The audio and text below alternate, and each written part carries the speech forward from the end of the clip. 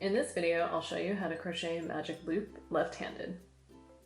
In this video, I'll show you an easier way to crochet a magic loop left-handed. A magic loop is a common way to start crocheting anything that's in the round, like amigurumi, because there's no hole in the center.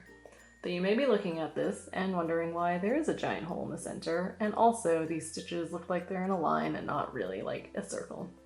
I did this because I wanted to show you what makes it magical. So when you're done crocheting the magic circle, you just pull on the yarn tail and voila, the hole in the middle disappears. So I'm going to undo it all and show you how I made that. So take your right hand and face the palm to you. Take the yarn tail, put it on top of your palm or in front of your palm, and drape it over the last 3 fingers of your hand diagonally. Now you're going to hold on to the yarn tail with your pinky and thumb, wrap it over the top of your middle finger, under your ring finger, and now you're going to make an X by bringing the yarn over your index finger, back under your ring finger, and over your pinky so you can hold on to the working yarn with your thumb. So that was a lot of directions. I'll show it to you one more time.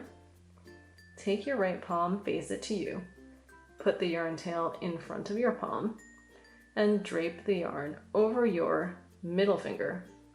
Remember to hold on to the yarn tail with your thumb and your pinky. Now bring the yarn behind your hand under your ring finger. Then cross it over to make this X and put the yarn on top of your index finger. Bring it back around the back of your hand and under your ring finger and over your pinky so you can hold on to it with your pinky and thumb. We're gonna hold this only for a little while longer. So now hold on to your crochet hook, put it under the top left side of the X and over the top right of the X, and notice how my hook point is actually facing my palm. It's facing away from me. That's how I'm going to be able to grab this side of the X and pull it through to the other side of the X while twisting it so that I can have this nice loop on my hook. And you want to make sure that this loop is loose enough so that the entire hook can go through it, because what you're going to do is yarn over by pushing the hook into the yarn that is draped over your index finger and then pulling that through the loop that's on your hook. So now if you let go with your right hand, all of this yarn should stay put. So now you get back into your regular crocheting position and make sure that the yarn tail and the right side of the loop is to the right. And now we are going to make 6 single crochet stitches. So do whatever your pattern says is the number of single crochet stitches to do in the magic loop. And the only difference between doing a single crochet stitch like you normally would and doing one in the magic loop is where you put the hook. Normally you put your hook under the top loops of a stitch to start a stitch, but there are no top loops here. Instead, we're going to treat this side, the right side of the loop, plus the yarn tail, as the top loops.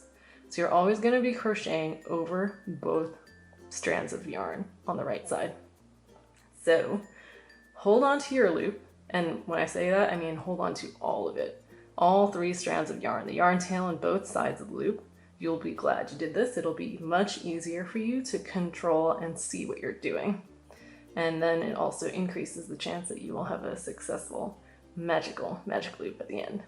All right, so now stick your hook in the middle of the loop. So now it should look like your hook is under these 2 strands of yarn. Now you're going to yarn over and then pull that yarn through the loop that you just put your hook under. So now you got 2 loops on your hook, yarn over again, pull your hook through both loops on the hook. So I'm going to do that again. For a magic loop, you're always putting your hook in the same spot, always in the center of this magic loop, so that your hook is under both the right side of the magic loop and the yarn tail. So yarn over, pull it back through where it came from, and notice how I readjust my hand if I need to get even closer to my hook so that I have more control over the yarn. Yarn over and pull it through both loops on the hook. I'm going to quickly do all 6 of these so I can show you the magical part again.